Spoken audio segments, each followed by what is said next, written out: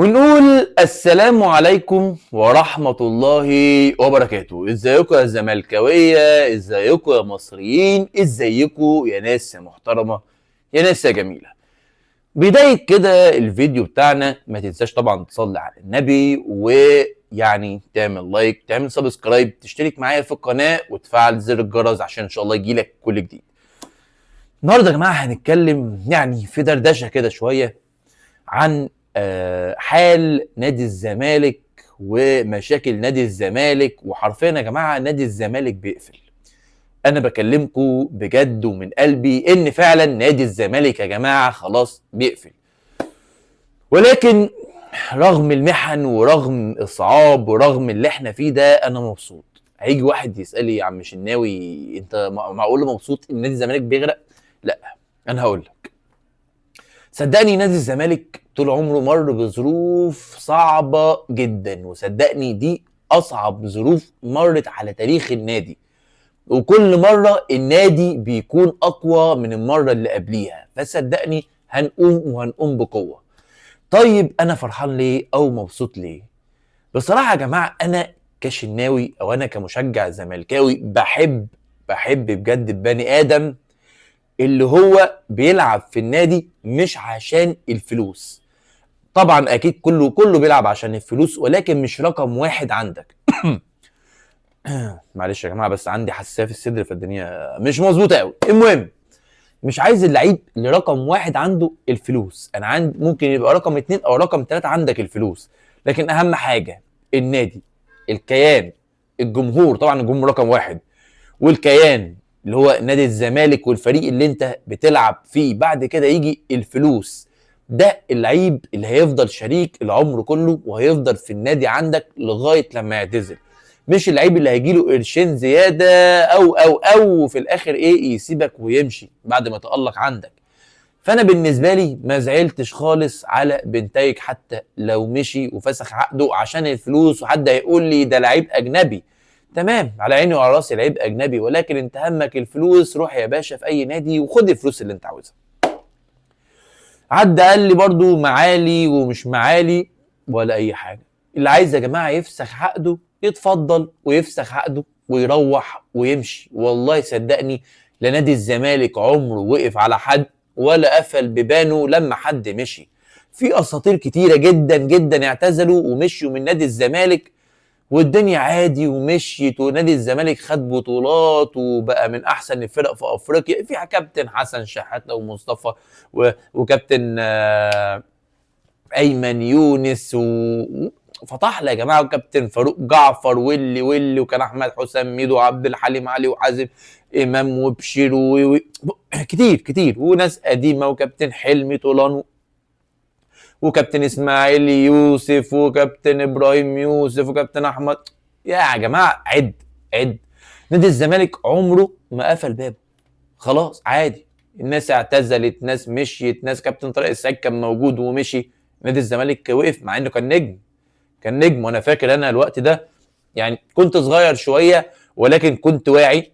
كنت زعلان جدا ان هو مشي وراح الاهلي، زعلان جدا، ولكن النادي ما قفلش والنادي فضل موجود والنادي بياخد بطولات والنادي الجمهور بيشجعه بالملايين وجمهوره بيزيد يوم عن التاني. ما فرقتش والله العظيم. فانا عايز يا جماعه نوعيه اللعيبه اللي هي حابه النادي، اللي هي عايزه بجد تقعد في النادي عشان النادي وهم بيحبوا الكيان. عايز مثال كده يكون الفرقه كلها زي مثلا مين؟ زي كابتن عبد الشافي، شيكابالا، الناس اللي هي بتحب النادي ايا كان. ممكن بقى يزعلوا ويتقمصوا واللي لكن هو قاعد في النادي مفيش مشكله. فانا عايز النوعيه دي، هي دي بتاعه البطولات، هي دي الرجاله اللي بيموتوا نفسهم في الملعب، مش المرتزقه.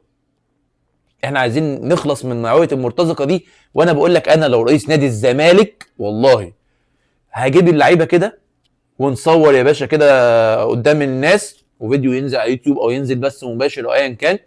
يا جماعه نادي الزمالك بيمر بازمه صعبه جدا جدا جدا، وانا مش عارف هتاخدوا فلوسكم ازاي او امتى، ولكن انت كده كده هتاخد فلوسك، ولكن احنا بنمر بظروف. فاللي مش قادر يا جماعه يستحملنا ادي العقود اهي ناحيه الشمال خد يا باشا عقدك وتوكل على الله، وعايز ترفع قضيه على النادي، عايز تصبر على النادي، دي حاجه بقى يا باشا انت وذوقك وبراحتك.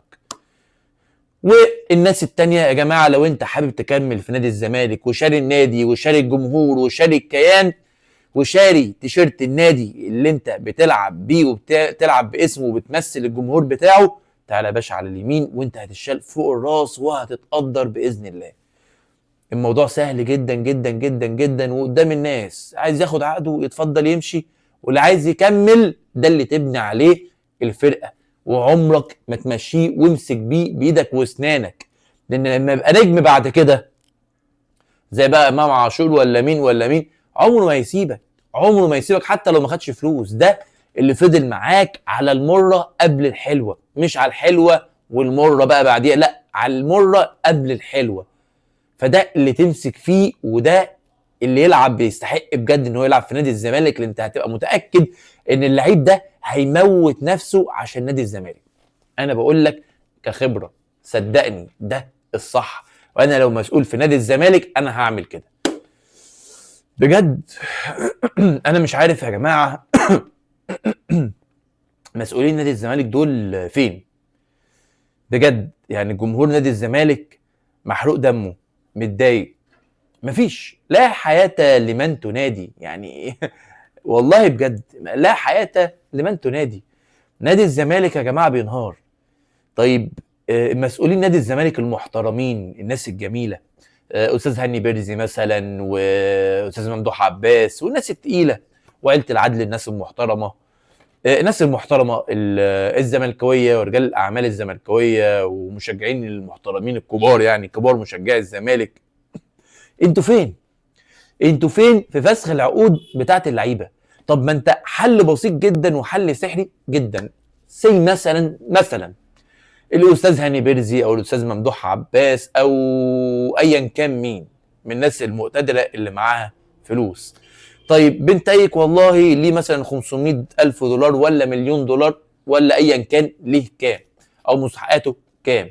طب يا استاذ فلان يا استاذ علان انا هديك الفلوس دي، ولكن هيبقى ليا نسبه لما تبيع اللعيب ده بنتايك او معالي او ايا كان، هتدي لي النسبه من الفلوس دي حتى لو بزياده، او هتديني فلوسي اللي انا دفعتها حتى لو بزياده قرشين، وانا هدفع لك الفلوس. واعمل يا باشا عقود وتضمن حقوقك، مش هقول لك لا، بس ما تسيبش اللعيبه. واحد مثلا زي بنتايج ده كان ممكن يا جماعه يمشي بمبلغ وقدره. طيب انت لو دفعت مليون كان بنتايج مثلا ممكن يجيب 4 و5 مليون، فخد يا باشا دفعت مليون خد عليهم 200 300 الف دولار كمان زياده مثلا. لما يجي مثلا نادي الزمالك يبيعه بزيره، والمصيبه المصيبه اللي انا خايف منها بزيره يا جماعه، لو نادي الزمالك حب يبيعه مش هيبيعه مش اقل من 10 مليون دولار. يعني لو مسؤولين نادي الزمالك ورجال الاعمال سابوه هوب بيطير ببلاش كده برضه يفسخ عقده، دي مشكله، دي مشكله كبيره، دي مصيبه سودة. انا والله بقول لكم دي مصيبه سودة. فيا ريت اتمنى من رجال الاعمال الناس المقتدره تساعد نادي الزمالك، حتى لو هيكتبوا عقود بضمان، يعني ضمان يضمنوا ان هم ان اللعيبه دي لما تمشي ياخدوا حقوقهم، لما يتباعوا انت هتدفع مستحقاتهم وكل حاجه لكن لما يتباعوا انت هتاخد نسبه حتى لو فيها مكسب ليك، مش مشكله. حل بسيط يا جماعه اهو. انا بقدم لك حلول، بقدم لكم حلول يا مجلس الاداره، يا مجلس الاداره يا جميل، بقدم لكم والله حلول. ولكن لا حياه لمن تنادي برضه. يعني انا مش عارف والله نادي الزمالك رايح على فين. الواحد حزين على فريق كبير، فريق عظيم بجد، ان هو يعني تاريخه بالتاريخ ده كله بيقع. صدقني انت اهلاوي لو بتتفرج عليا والله العظيم الكوره ما هيبقى ليها طعم، ولا انت حتى هتبقى مبسوط من غير لما اخوك الزملكاوي بينكفك وانت بتنكفه. دي متعه الكوره. لما ده يقول لك والله الستة اكبر من التسعة وانت تقول له ما اعرفش ايه، وانا اقول لك نادي القرن الحقيقي وانت تقول لي دي متعه الكوره والله. الجدال اللي انت بينك وبين المنافس بتاعك ده اللي بيديك متعه. لما بتكسب بتبقى مبسوط وبتفرح جدا. ليه؟ في حد بيناقشك وانت فاهم اللي هو ايه يعني، بينكشك حد وجمهور كبير، جمهور نادي الزمالك جمهور كبير ما يقلش عن النادي الاهلي، جمهور في مصر وفي الوطن العربي وفي افريقيا وطبعا في الدول، في طبعا مصريين وعرب في دول طبعا اوروبيه او امريكا. فجمهور نادي الزمالك كبير في كل مكان. فبجد مش عارف اقول ايه، بس انا كواحد من جمهور نادي الزمالك انا حزين، انا والله العظيم بجد حزين. وصدقني يا اهلاوي، يعني سقوط نادي الزمالك مش هيخليك بجد يعني مبسوط او سعيد. ولما تكون على الساحه منفرد وبتكسب كل البطولات ومفيش حد بينافسك، نادي جماهيري بالذات، نادي جماهيري زي نادي الزمالك او منافس التاريخي بتاعك، صدقني البطوله مش هيبقى ليها طعم. ممكن تفرح في بطوله، في 2، في 10، في 20، بعد كده مش هتحس بطعم البطوله نهائي، هتحس خلاص الدوري مات. دي وجهه نظري. فوالله الاخبار تتوالى طبعا، وفي عندك خبر بيقول لك ان بيزيرا والدباغ وعمر كايد وشيكو بنزا كلهم طبعا بيهددوا بفسخ التعاقد بتاعهم لو نادي الزمالك ما دفعش يعني مستحقاتهم. وطبعا في حد بيقول لك لا ده بيزيرا مش هيمشي لان هو ما اتقطعش عنه المستحقات بتاعته لمده شهرين، وشويه كلام كتير جدا ما تعرفش الحقيقه فين ولا عند مين ولا اي حاجه، او كلام كتير بيتقال. وربنا يسترها، والله ربنا يسترها علينا ولنا الله. واتمنى ما كنتش طولت عليكم يا جماعه، ويا ريت ما تنسونيش بالدعاء طبعا، تدعوا مش تدعوا عليا، تدعوا لي.